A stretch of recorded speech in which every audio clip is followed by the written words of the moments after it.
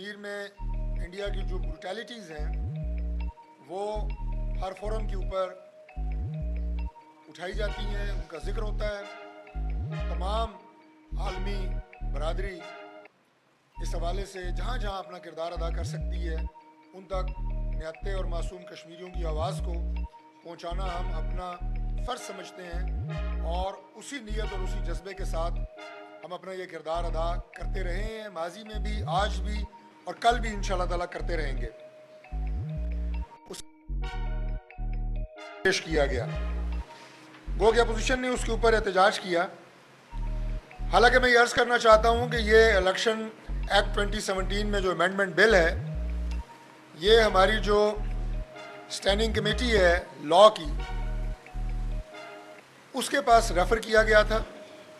ہم نے اسے پارلیمنٹ کے اندر کوئی بلڈوز نہیں کیا، بلکہ اس کو بحث مباحثے کے لیے قائمہ کمیٹی کو بھیجا، جس میں خاطر خواہ نمائندگی اپوزیشن کی بھی ہوتی ہے.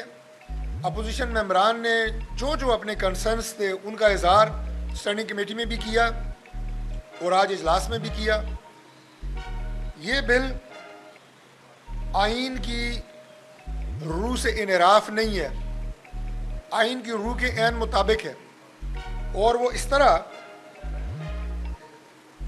کہ آئین میں اور الیکشن ایکٹ جس کے تحت ملک بھر میں الیکشن ہوتے ہیں، کوئی بھی نمائندہ، کوئی بھی شخص اگر وہ الیکشن جیتتا ہے آزاد حیثیت میں، تو اسے کسی نہ کسی پارٹی کو جوائن کرنے کے لیے 3 دن کا ٹائم دیا جاتا ہے.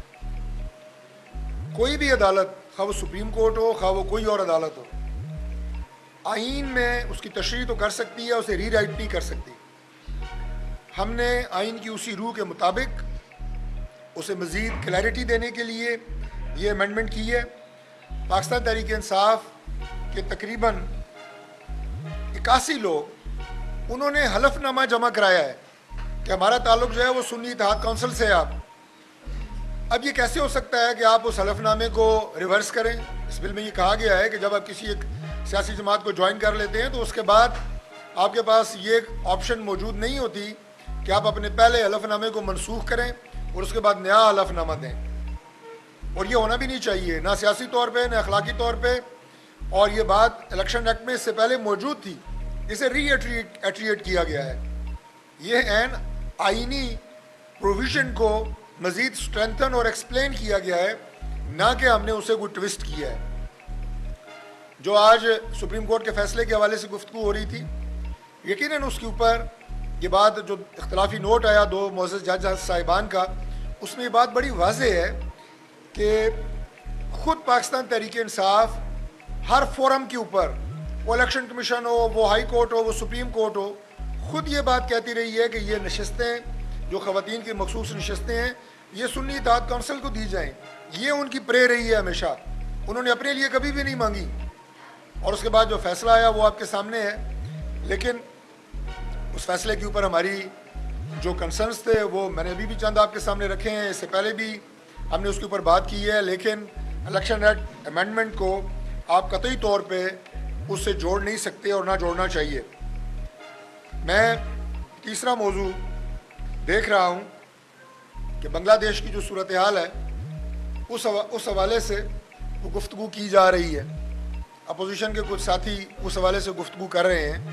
میں انہیں یہ بتانا چاہتا ہوں کہ بنگلہ دیش ہے، پاکستان ہے. بنگلہ دیش کی فوج بنگلہ دیش کی فوج ہے اور پاکستان کی فوج ہے.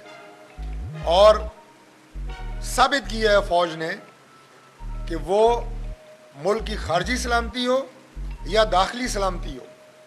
میں نے کل بھی ایک پروگرام میں کہا کہ میں ایگزیکٹ نمبر تو نہیں پیش کر سکتا، لیکن عام طور پہ یہ سمجھا جاتا ہے کہ دنیا کی جو فوج ہوتی ہے اس کا کام سرحدوں کی حفاظت ہے، اور وہاں پہ وہ اپنی جان کی قربانیاں بھی دیتے ہیں. پاکستان کی فوج بھی پاکستان کی سرحدوں کی حفاظت کے لیے بے مثال قربانیاں دے چکی ہے. لیکن جو ایک مخصوص میں سمجھتا ہوں اور قابل ستائش کردار افواج کا پاکستان میں رہا ہے، وہ ملک کی جو داخلی سلامتی ہے اس حوالے سے بھی ان کے کارنامے اور ان کی قربانیاں ہیں. چاہے وہ دہشت گردی کی جنگ کی شکل میں ہو، انٹرنل سیکیورٹی کے حوالے سے ہو، افسران जवान, इंटेलिजेंस के इदारे, law enforcing agencies, police, civil arm forces, उन्होंने बेशुमार कुर्बानियाँ दी हैं और उन्हें हमेशा हम कदर की निगाह से देखते हैं। वो हमारे माथे का झूमर हैं, शुहदा, गाजी। लिहाजा इनका कंपैरिजन किसी हवाले से बनता नहीं है। आज अगर बांग्लादेश के ये हवाल हैं, बनता नहीं है, क्या मतलब कि बांग्लादेश की फ़ौज के साथ। दूसरी बात यह है कि बांग्लादेश के आज जो हालात हैं उसके पीछे एक मखसूस फस्तायत सोच कार फरमा रही है।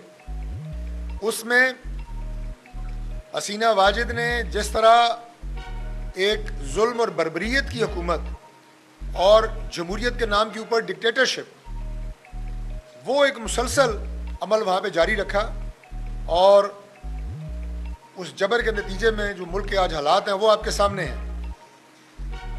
मुझे अफसोस से ये बात कहनी पड़ती है कि 2018 के इलेक्शन के बाद पाकिस्तान तहरीक इंसाफ ने मुल्क में जिस सियासत को तकसीम दर तकसीम की सियासत बनाया, यहाँ एक सियासत को हमेशा खिदमत की सियासत, अक़दार की सियासत और आगे बढ़ने की सियासत और सियासी दरवाजे हमेशा एक दूसरे के लिए खुले रखने की सियासत, मुज़ाकरात की बात करनी, ये होती थी हमारी पाकिस्तान की सियासत का शेवा।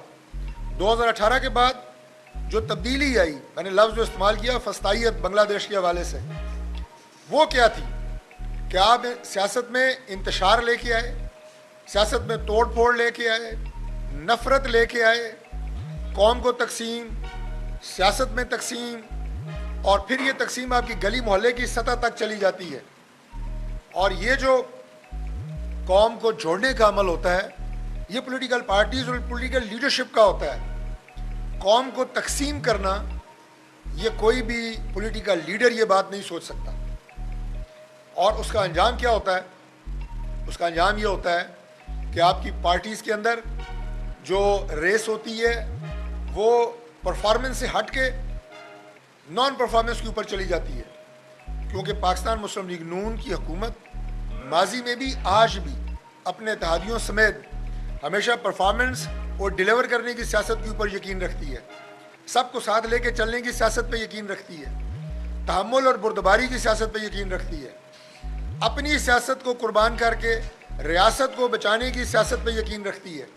और यही आज हमारा वतीरा है, यही आज हमारा तरीक़ाकार है और यही वज़ीर आज़म शहबाज शरीफ साहब का, अपने तमाम इत्तेहादियों का भी हम जिक्र करेंगे, उनको लेके आगे चलने का मिशन है कि मुल्क को इन मुश्किलात से निकाला जाए।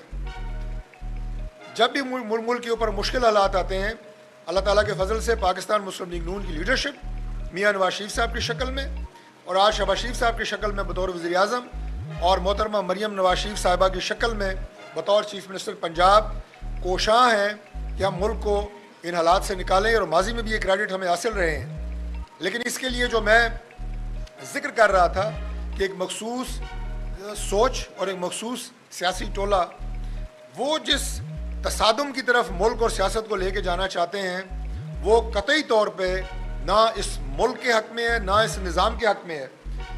सियासत सियासी मैदान में होती है, लेकिन मुल्क की जो सलामती है, मुल्क की जो तरक्की है, मुल्क के इदारों की जो तरक्की है, वो पॉलिटिक्स से बालातर है। उसके लिए सबको मिल बैठने की ज़रूरत है, हालात को मिलजुल के आगे लेके जाने की ज़रूरत है। पाकिस्तान में आज बैरूनी सरमायाकारी करना चाहते हैं। पाकिस्तान में आज डेवलपमेंट के हवाले से लोग अपने प्रोजेक्ट्स यहाँ लगाना चाहते हैं, लेकिन उसके लिए माहौल को साजगार बनाना ये सिर्फ एक जमात की जिम्मेदारी नहीं होती, ये सिर्फ एक पार्टी के ज़िम्मे नहीं है कि मुल्क के अंदर वो पॉलिटिकल स्टेबिलिटी हो, मुल्क के अंदर वो फ़िज़ा कायम हो कि जिससे बैनुल-अक़वामी सरमायाकार और ममालिक आपके मुल्क के अंदर अपने कारोबार को और अपने प्रोजेक्ट्स को, अपने डेवलपमेंट प्लान्स को एग्जीक्यूट करने के हवाले से दिलचस्पी रखें और हम उन्हें एग्जीक्यूट करवा सकें।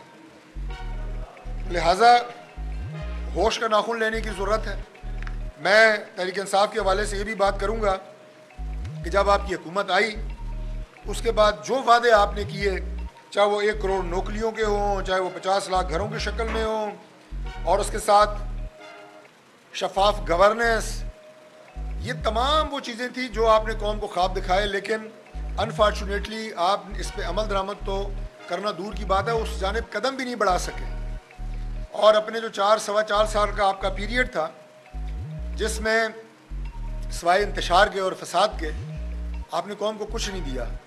آج بھی اگر پاکستان جو ایک عظیم ملک اور ایک عظیم قوم ہے، جتنے ہمارے پاس وسائل اللہ تعالیٰ نے دیے ہیں، اگر اس سوچ کو، اس انتشار کی اور فساد کی سوچ کو ختم کیا جائے اور مثبت سیاست کو فروغ دیا جائے تو کوئی بعید نہیں ہے کہ یہ ملک انشاءاللہ دنوں میں ترقی کرے اور پاکستان کے مسائل جو ہے حل کرنے میں ہم کامیاب ہوں. ایک آخری ایک بات میں عرض کروں گا کہ آج جو کہ اسلام آباد کا لوکل باڈیز کا ایشو ہے، اس حوالے سے لوکل باڈیز ایکٹ 2015 میں آج امینڈمنٹ کا ایک بل قومی اسمبلی کے آج اجلاس میں پاس کیا گیا. لوکل باڈیز اسلام آباد کی نہ صرف اسلام آباد کا دارالخلافہ ہونے کی وجہ سے، بلکہ اسلام آباد کی جو آبادی ہے اس کی ڈائیورسٹی کی وجہ سے بھی ایک بہت منفرد حیثیت رکھتی ہے. ہمارے اسلام آباد کا شہری علاقہ، سٹی سیکٹر ایریا، پاکستان کا موسٹ ڈیولپڈ ایریا ہے، لیکن ہمارے اسلام آباد کے جو دیہات جو کئی 100 سال سے پاکستان بننے سے پہلے یہاں آباد ہیں، ان کے مسائل پاکستان کے کسی بھی جو دیہی علاقہ ہے اس سے مختلف نہیں ہے، آج بھی حل طلب ہے.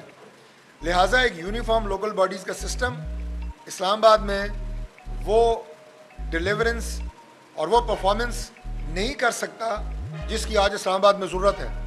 اس حوالے سے ہمارا جو لوکل باڈیز ایکٹ 2015 آج سیشن میں اسٹینڈنگ کمیٹی کو ریفر کیا گیا ہے، وہاں اس میں امینڈمنٹ ہوگی. اپنی یونین کونسلز کے حوالے سے جو الیکشن کا طریقہ کار ہوگا چیئرمین حضرات کا، اس کے بعد میئر منتخب کرنے کا، اس میں بہتری لے کے آئیں گے. انہیں زیادہ سے زیادہ اختیارات تجویز کیے جائیں گے. یہ ہم لوکل باڈیز ایکٹ 2015 میں مزید امینڈمنٹ کرنے جا رہے ہیں، اور انشاءاللہ تعالیٰ جو نظام تیار کیا جا رہا ہے اس سے ہماری پوری کوشش ہے کہ اسلام آباد لوکل باڈیز انتہائی مؤثر طریقے سے ہمارے شہری علاقے کے بھی اور ہمارے دیہی علاقے کی بھی خدمت کر سکیں، اور جو سالہ سال سے ڈیکیڈ سے مسائل حل طلب ہیں وہ انشاءاللہ تعالیٰ حل ہوں گے. Thank you.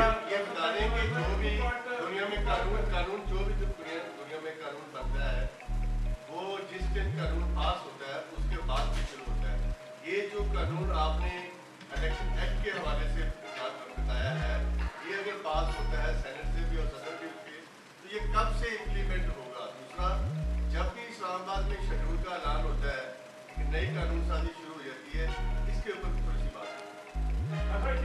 دیکھیں یہ جی نہیں کرنے دیں کوئی بات نہیں. الیکشن ایکٹ 2 ہے نا جی، آپ لوکل باڈیز کی بات کر رہے ہیں، الیکشن ایکٹ 2017 کی بات کر رہے ہیں. اوکے اچھا جی، یہ ہو گیا جی. بھائی صاحب آپ بھی فرما دیں. اچھا دیکھیں جی، جو ملک زاہد صاحب نے، ہمارے بھائی نے جو سوال کیا ہے، جو آپ نے کہا نا پوری دنیا میں قانون سازی ہوتی ہے، تو میں آپ کو یہ کریکٹ کر دوں کہ دنیا میں قانون سازی 2 طرح کی ہوتی ہے. ایک وہ ہوتی ہے جس کا اطلاق آج کے بعد ہوتا ہے، ایک وہ ہوتی ہے جو ریٹروسپیکٹیو ہوتی ہے، جس کا اطلاق اس سے پچھلے ادوار میں بھی ایک خاص حد تک آپ اس کو مینشن کر دیتے ہیں کہ وہاں تک یہ ہوگا. یہ نہ پاکستان میں اس کی کوئی پہلی مثال ہے اور نہ دنیا میں یہ قانون سازی اس طرح ہوتی رہتی ہے، نارمل بات ہے. لیکن اصل آپ نے اس کی روح کو دیکھنا ہے، جو میں بڑی تفصیل سے بتا چکا ہوں کہ وہ عین کانسٹیٹیوشن کی جو روح ہے اس کے مطابق ہے، وہ اس سے کوئی ٹکراؤ والی یا اس سے کوئی ہٹ کے کوئی دوسری چیز نہیں ہے. دوسرا، لوکل باڈیز کے حوالے سے جو آپ نے کہا کہ ابھی لوکل باڈیز کا کوئی شیڈیول نہیں آیا، جو آپ نے کہا نا شیڈیول آنے کے بعد قانون سازی ہوتی ہے، شیڈیول نہیں آیا. اب ہماری کوشش بھی یہی ہے کہ ابھی شیڈیول آنے سے پہلے ہم اس ایکٹ کے اندر موجود تمام وہ ڈسکریپنسیز ہیں. ابھی مثال کے طور پہ ایک صرف مثال دے دیتا ہوں، ویسے تو کئی چیزیں ہیں، چونکہ میں ظاہر ہے سن آف دا سوائل اور مجھے ایک بات کا فنگر ٹپس کے اوپر پتہ ہے اسلام آباد کے ایشوز کیا اور ان کے حل کیا ہے. لیکن ایک چیز صرف آپ دیکھیں، اب لوکل گورنمنٹ ہے، لوکل گورنمنٹ کا ادارہ جو اسلام آباد کے رورل ایریے میں تمام تر ڈیولپمنٹ کا ذمہ دار ہے. روڈز کی ڈیولپمنٹ ہیں، اسٹریٹس کی ڈیولپمنٹ ہیں، سیویج سسٹم آپ نے بنانا ہے، آپ نے واٹر سپلائیز دینی ہے، جو مین ایشو ہے وہ سارے لوکل گورنمنٹ کرتا ہے. وہ آپ کی اسلام آباد انتظامیہ کے پاس ہے، وہ آپ کی اسلام آباد کی लोकल बॉडीज़ के जो नुमाइंदे हैं उनके पास क्यों नहीं है? उनसे बेहतर इस्लामाबाद के रूरल एरिया को कौन जानता है? तो ये इस तरह के इश्यूज़ हैं जिन्हें इंशाल्लाह ताला हम दुरुस्त करेंगे।